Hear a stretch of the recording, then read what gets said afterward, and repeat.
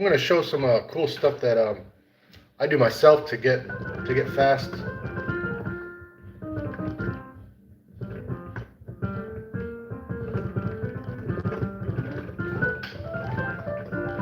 So I'm gonna show some stuff that I learned, and the best way to learn stuff is to teach it. So here we go. Every day when I warm up on piano, sometimes I'll just do a warm up, and I do this stuff. I found this cool pianist on YouTube, and I've watched a whole bunch of stuff, and the best one that shows the technique and something that's simple yet effective is this one. First, it's going to be, I'm going to play it. It's not going to be a scale, or it's just to play all of it. Of course, they will apply to a scale eventually, but on any scale, really. You can grab any scale and do it. But it's really to get the dexterity going down, you know? And this is what it is. You got 5 keys, 5 black keys, and it's like 1 octave. Middle C. Now, the thumb goes on the beginning of each group. I look at it, the piano as groupings of 2s and 3s. Now, I'm a guitarist, I'm not a pianist, so I won't sit here and say what is what, like I know all these things about it, music theory-wise, but I'm just talking about technique and dexterity, really, so you can practice properly. What I learned was this girl,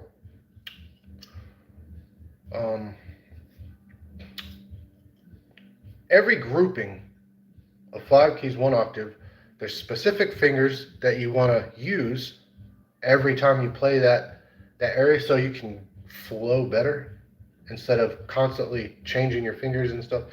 And what you'll learn the pros do, that they don't just go flowing crazy. There's specific fingers for each note, for each key, and the thumb goes, now this is for some people, not everybody, but this is what I do. The thumb goes on the C, the middle Cs. The beginning of every octave, or and then also in the middle of the octave, okay, I'm using these 4 fingers. The first one is just 3, thumb, middle, and index, and then you go right back into the thumb, and then you use the next 3, and then you go back to the thumb, and that's how it all, each piano key is going to use these specific fingers for these notes throughout. So the beginning of every C I use the thumb, and then F, and the thumb also on the F. So you can flow up and down. The pros, they play so fast you can't really tell what, it just looks like they're, but there's specific fingers for each key.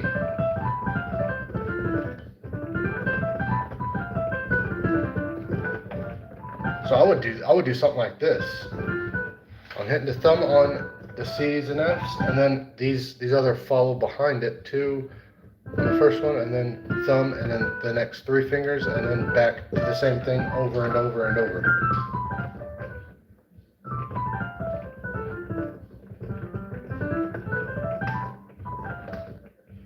And you want to keep your fingers close to the keys and move it, try to move fluently.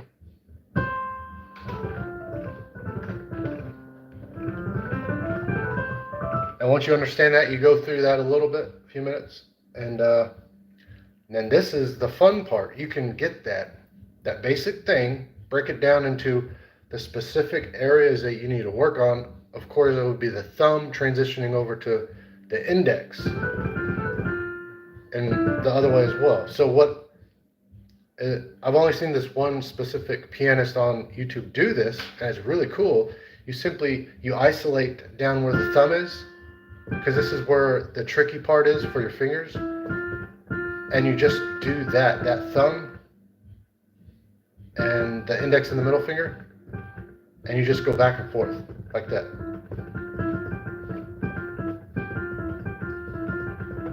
I'll watch something, get YouTube playing or whatever, something interesting, and I'll just be going at this. Because you're trying to work out this muscle right in here and get the dexterity as well with the tendons to be able to maneuver easily up and down. And you know, that's the hardest part, is that switch with the thumb.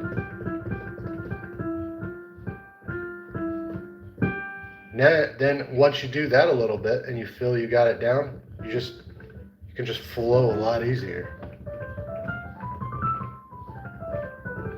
After a while, you're able to do this spider-like thing with the fingers.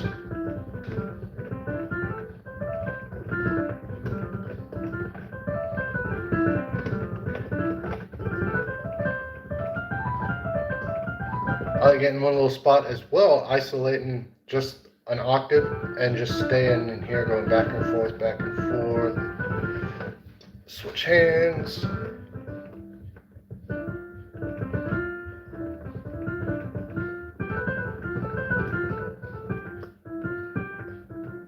That's always a tricky one, using that ring finger over the thumb.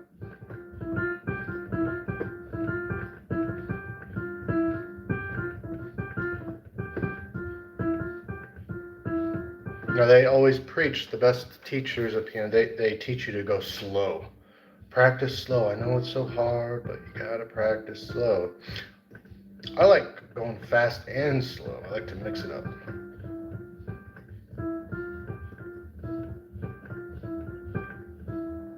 This is actually a guitar practice on dexterity that I would use on the guitar.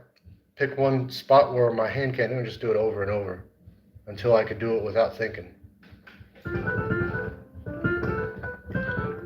And a lot of times when you're first trying to build that dexterity, the fingers want to do their own thing.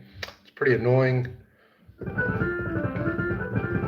So it's frustrating. But if you can do something like that, basic stuff, over and over. Okay. See, the trick is to get your mind off it and keep being able to keep doing it. So it's fun doing two hands because they're going to be like opposite fingers. So these are always fun to do. Let's see.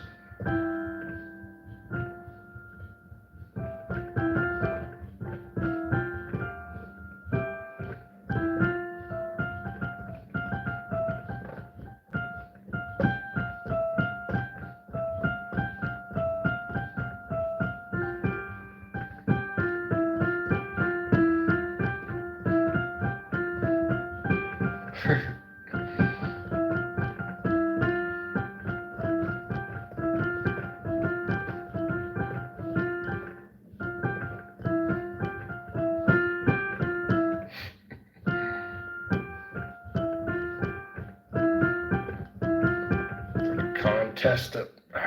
Left hand, come on, buddy. Sometimes you just gotta talk to your fingers.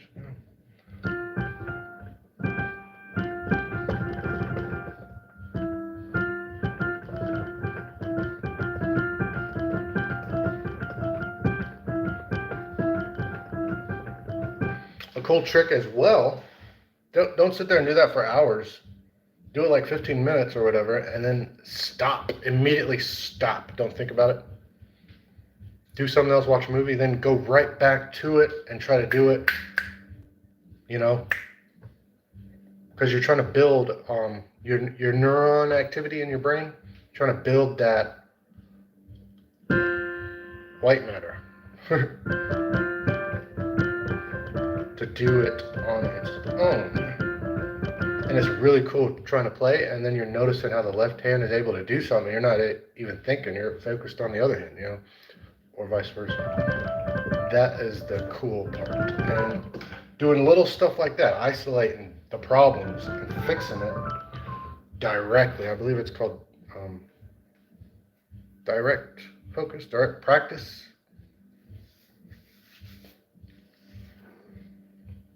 isolating the problem and fixing it, and then soon you can do this.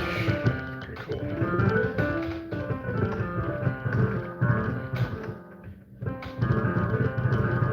Go back and forth, back and forth.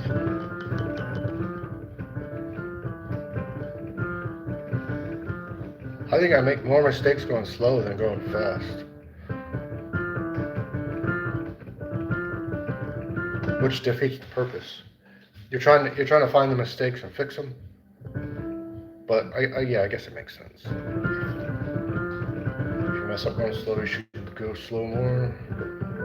But it doesn't make sense that faster is easy.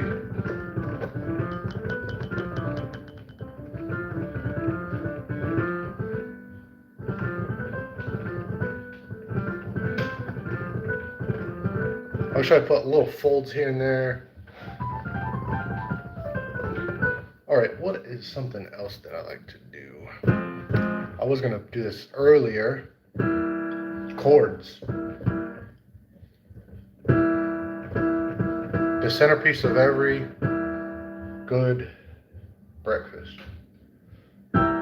There's this chord that I found. I'm going to do some arpeggio practices. And arpeggios are just a chord being played out like it's a scale, sort of. Individual notes, you know. So I look for a chord that I don't know and work on it, and this is it. Well, actually, no, that's my variation. I added an extra one to get the thumb in there for practice, but it's these three. It's like an E. But that last one, you're going to the black guy right there. I mean, black key, you know. That guy. Now this is what I done in guitar, and it's the same concept. Isolate the problem and then repeat it over and over until you can get it. And so what I would do is I would make sure I got it, put the hand up as a reset. Call it resetting, and go back down, hit it, back up. Now, when you do that, like a lot of good pianists would say, that is a bad. If you practice bad, you're going to play bad. You know, so if you're doing mistakes over and over, you're going to do bad, and the form is not right. But that's not important, right? When you're getting the dexterity down, once you can get it without looking, you know, then you can iron out all the creases, all the messed up parts, and fix that. Once you get the dexterity to remember where they're at, and then once you get that down, you can do that over and over, and it'll erase the bad and the good. It's like creating a blueprint or whatever, and then fixing it later, the problems. Now what I would do, what I've done for an arpeggio exercise that I made up, I would add the thumb, I would get that first note, and play it on that side of the chord, and I would find it on that side, the opposite side, which is right there. So it's an octave jump, and then just add these two in the middle. And the fact that it's so far apart like that, it's good practice for dexterity. And that's the arpeggio for it. And I would go back and forth with it. Now I just created this arpeggio practice for me, so it's not going to sound as nice or fluid as one might like, but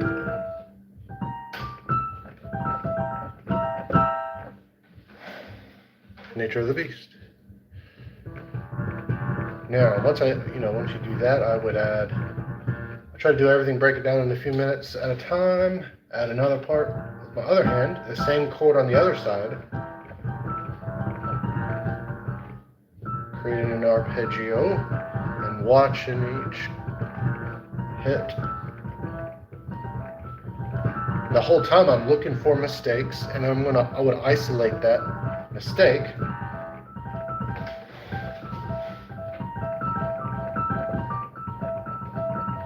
Take the hand off, reset, bam. Oh yeah.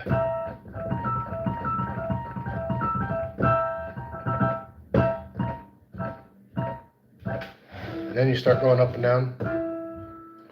Once you get that, you're trying to create a memory with the hand. Once I get it, I would apply it. Reset, down. Up and down the corner.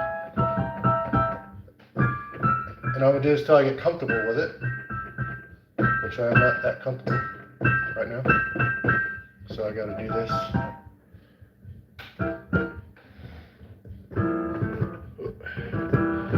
I believe it's called an inversion when you add another thing on top of the guy, you know, I think. That's what they call it.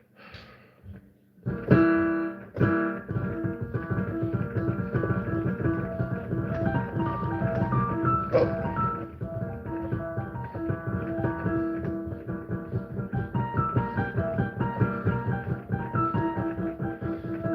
This part of it, I would like to play one like a chord, like the actual chord, and the other play the arpeggio. And then where you focus is actually a lot of where the energy of your brain is going, and that's what's going to learn it. So I would do one, and then I would focus on one of the hands. And it's forcing the other side to go on its own. Where you focus is very important in this piano stuff, I noticed.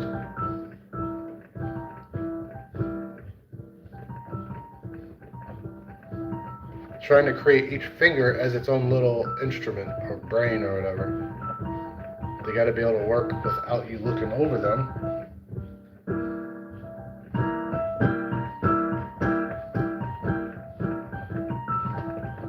It's like, it reminds me of bodybuilding. Now this might seem weird, but when a bodybuilder is looking in the mirror and flexing, that is a workout. You know that? Them dudes boosting their ego with their body, look at it. Whenever you flex, you're focusing on that muscle, and then it's going to start sending whatever to that. So when they're sitting there and they're flexing, they're looking at like their arm, and they're you know, seeing all the striations and all that. That's putting more focus on it, and your body starts sending it more fluid. So they would do this when they're working out. Some of them make it a part of the workout routine when they're doing a bench press or whatever, to focus on their certain muscle groups and flex it to get attention and the focus on that particular area. And that's another trick on building more muscle. So if you can use that concept on an instrument as well, because everything's pretty much working the same way with the brain, whether it's an instrument or your body lifting weights or whatever. Some dudes, they have like a 15-minute workout routine of just looking at themselves and flexing. It's a workout. It's not totally an ego thing like it's thought of.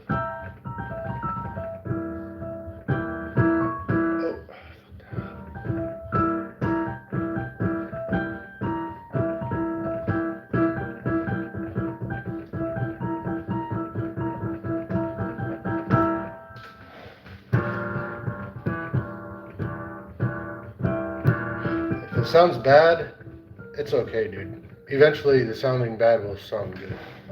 Eventually.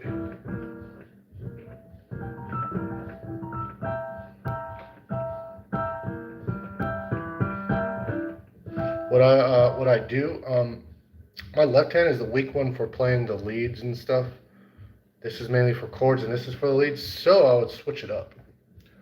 Have this guy play a chord, which he barely ever does, and then this guy doing the arpeggios. I try to hit the chord in a rhythmic pattern with this guy. Once you create a rhythm, you can do it over and over. That's kind of like a cheat. You're cheating, but your brain will start creating that neuron connections, and eventually you can develop further.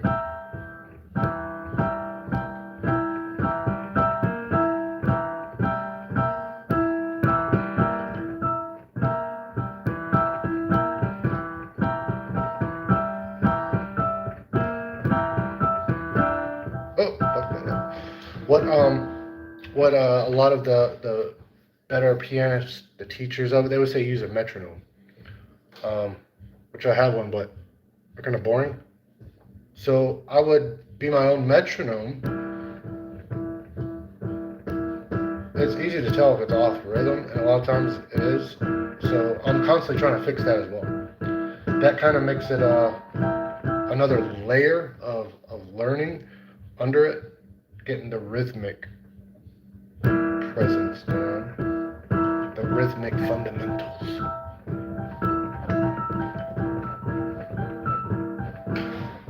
Now let's try to, bam, dig, nope, missed those two, got that one.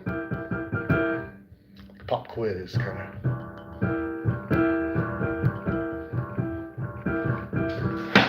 There we go.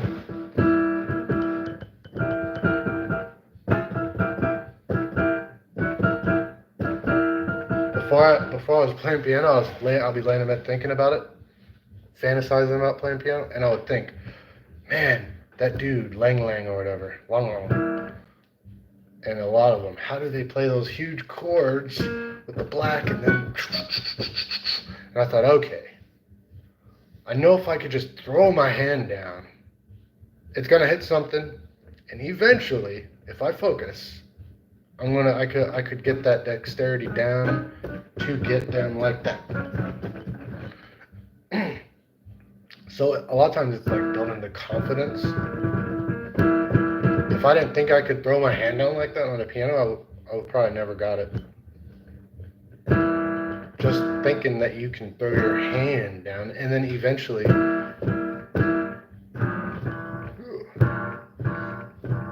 it was an important part of building the confidence. I think a lot of people don't play the piano because they're not confident in themselves. You gotta figure a way to trick yourself. So that's really what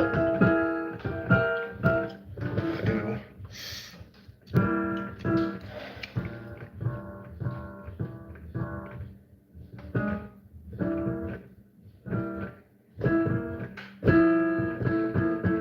I thought about like twisting, maybe having a twist as well. Bam. Or just the fist.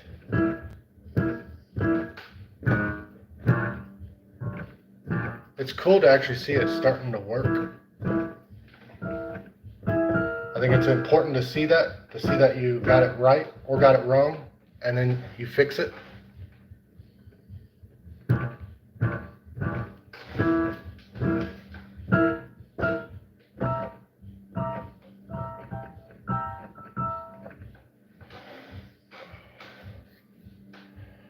Is that a carpal tunnel starting to happen? See, my fingers aren't used to the whole stretching chords, so throwing that extra key is tricky. But I'm learning. I mean, I can see the differences here. Oh, yeah.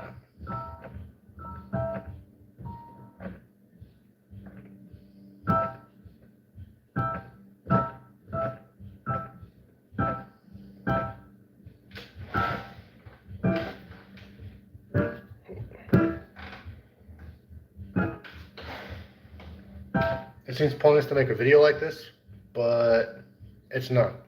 This is another way, a part of piano exercising is being able to watch yourself. Like later I'll turn this on and I'll look at it